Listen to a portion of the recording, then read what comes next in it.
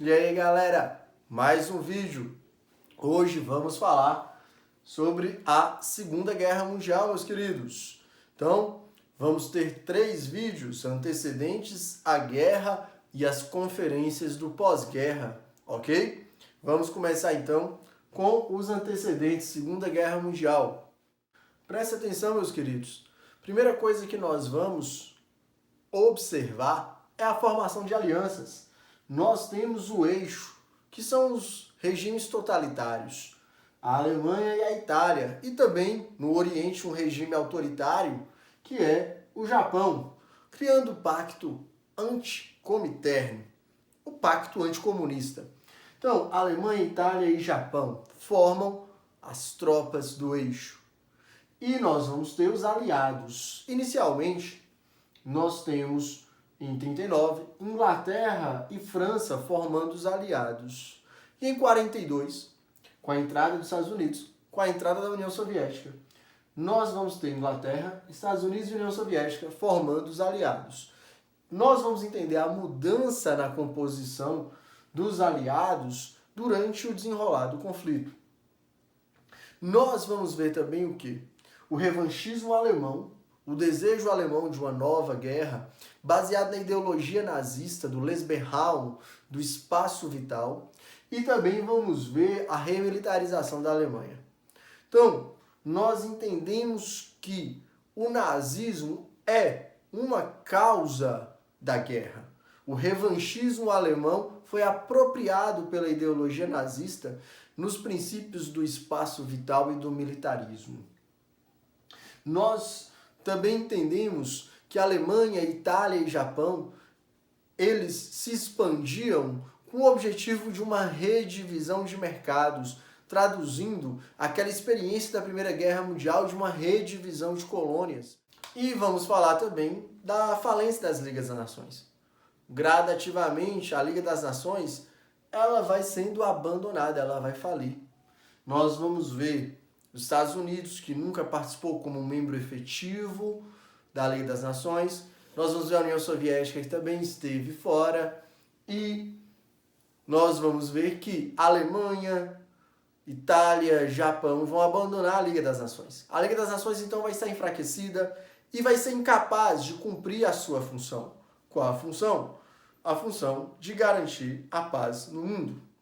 E, como antecedente da guerra, nós também vamos ver a polarização que acontecia na década de 30. A polarização entre o socialismo soviético e os regimes totalitários de direita, o nazismo e o fascismo. Nós vamos ver essa polarização por causa da Guerra Civil Espanhola. A Espanha havia se tornado uma república durante a virada do século XX, nas primeiras décadas do século XX. E os grupos de esquerda, sindicalistas e anarquistas, lideravam greves em toda a Espanha. E eles conseguiram, por meio de uma união, a esquerda conseguiu, por meio de uma união, criar a Frente Popular, anarquistas, comunistas, socialistas, e vencerem as eleições contra o partido da direita, o partido chamado de Falange Nacionalista, formado por grandes proprietários, industriais e membros do clero. A esquerda da Frente Popular vence as eleições. E aí, meus queridos, o que vai acontecer? A direita não aceita a vitória da Frente Popular. Isso vai levar a uma guerra. Quando a guerra se inicia, a sociedade espanhola vive essa polarização que eu citei anteriormente. De um lado, o exército formado pelos republicanos, defensores da democracia, democratas, comunistas, grupos anticlericais e operários. Do outro, a direita formou o grupo da Falange nacionalistas, liderados por Francisco Franco e pelo Partido da Falange, militares, fascistas, monarquistas, latifundiários, industriais e o clero, os grupos conservadores da sociedade. Essa guerra, que era uma guerra civil, logo vai se internacionalizar. Os republicanos vão receber apoio da União Soviética, que organiza as brigadas internacionais. Membros dos partidos comunistas de todo o planeta vão oferecer voluntários para lutar ao lado dos republicanos. Do outro lado, a Falange Nacional ou nacionalistas recebem o apoio da Itália, enviando aí 60 mil camisas negras, além do apoio da Alemanha nazista com armas. As armas nazistas foram testadas primeiro na Guerra Civil Espanhola. Então nós vamos ver nesse período Picasso representando na sua obra Guernica a aviação, os efeitos da aviação alemã sobre a cidade de Guernica. Nós vamos ver o quadro depois, meus queridos, com detalhes. A guerra vai de 36 a 39 e nós vamos ver a vitória da direita, a vitória da Falange. E aí, meus queridos, vai se instalar uma ditadura de inspiração fascista que vai de 1939 a 1975. Preste bastante atenção. A Segunda Guerra Mundial acaba em 1945. Contudo, o regime de inspiração fascista, chamado de franquismo, em homenagem ao seu líder Francisco Franco, vai permanecer após a Segunda Guerra Mundial. Isso também vai acontecer com outro regime de inspiração fascista, que é o salazarismo. Mas antes de falar sobre o salazarismo, vamos observar a obra criada pelo nosso grande artista Pablo Picasso, Guernica, em 1937. Vocês vão observar que é um quadro com efeito monocromático, porque ele usa as cores do preto, do branco e do cinza.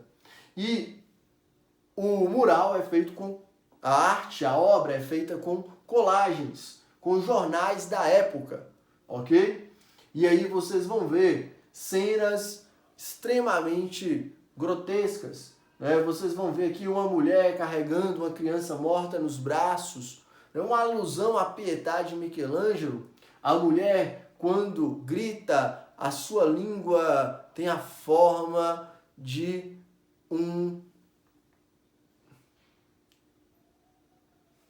Sua língua tem uma forma pontiaguda, uma representação de dor. A mesma coisa com os animais. Observem os animais. Animais típicos da cultura espanhola, como o cavalo e como o touro. Também com a língua em forma pontiaguda, como representação de dor. Nós vemos aqui uma pessoa com os braços esticados, com uma representação de sofrimento. Aqui em cima uma luz em forma de olho, representando o olho de Deus que tudo vê o que a humanidade faz.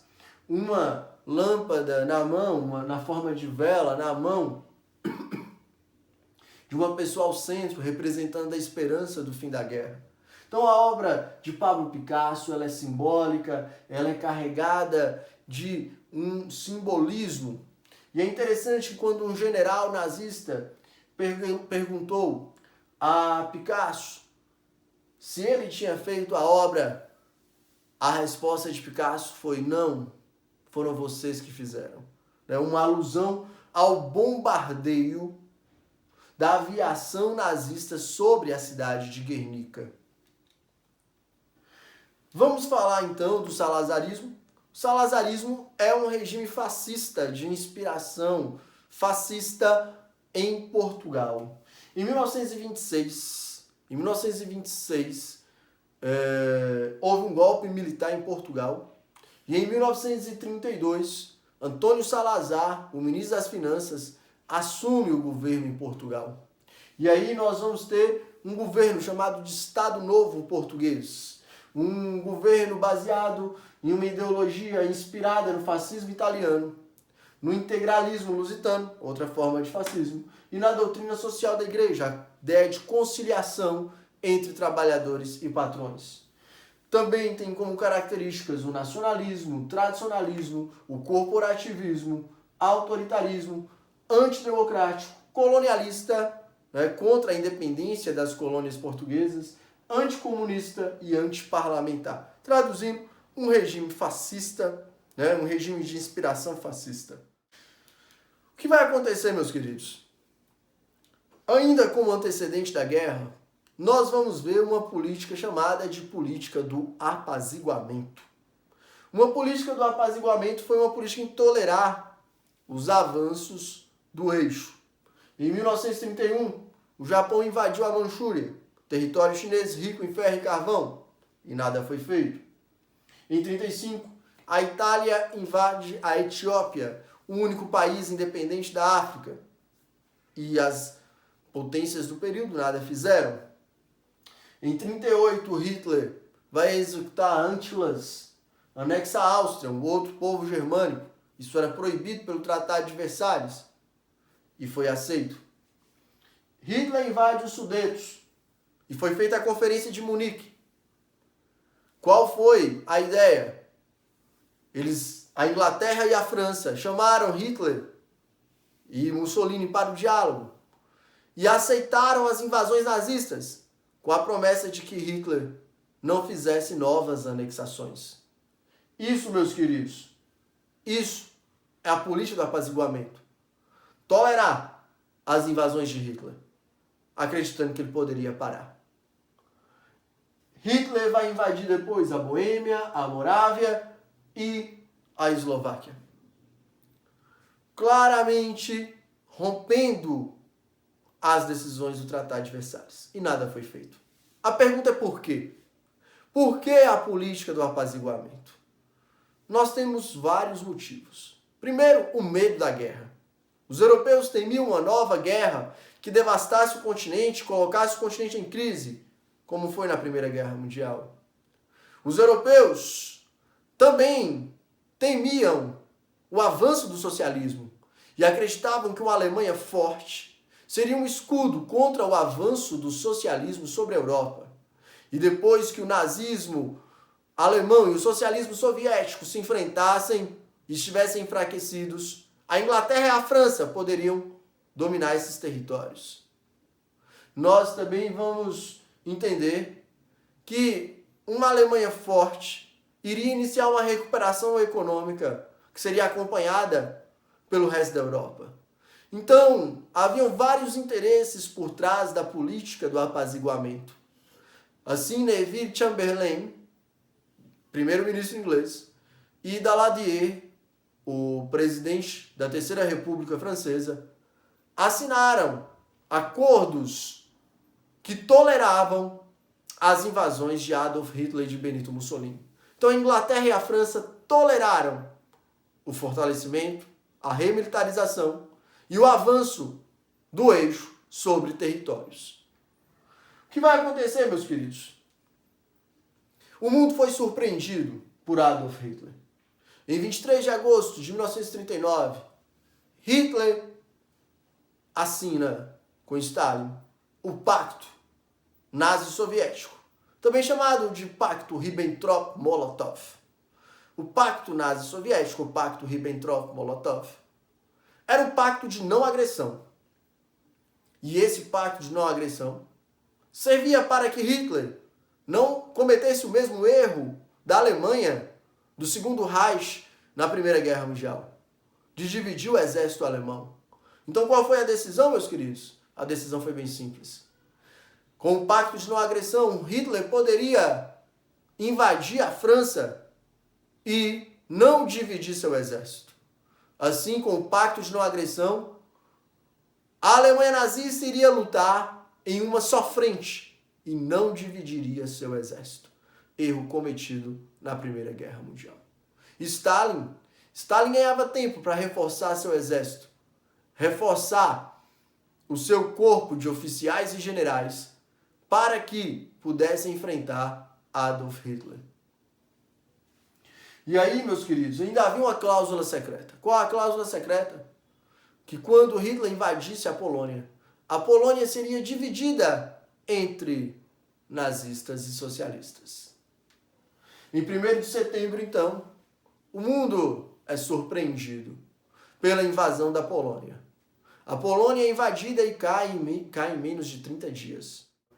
É o início oficial da Segunda Guerra Mundial na Europa. Meus queridos, finalizamos e vamos para os próximos slides. Os conflitos dentro do continente europeu e no Oceano Pacífico. Até mais!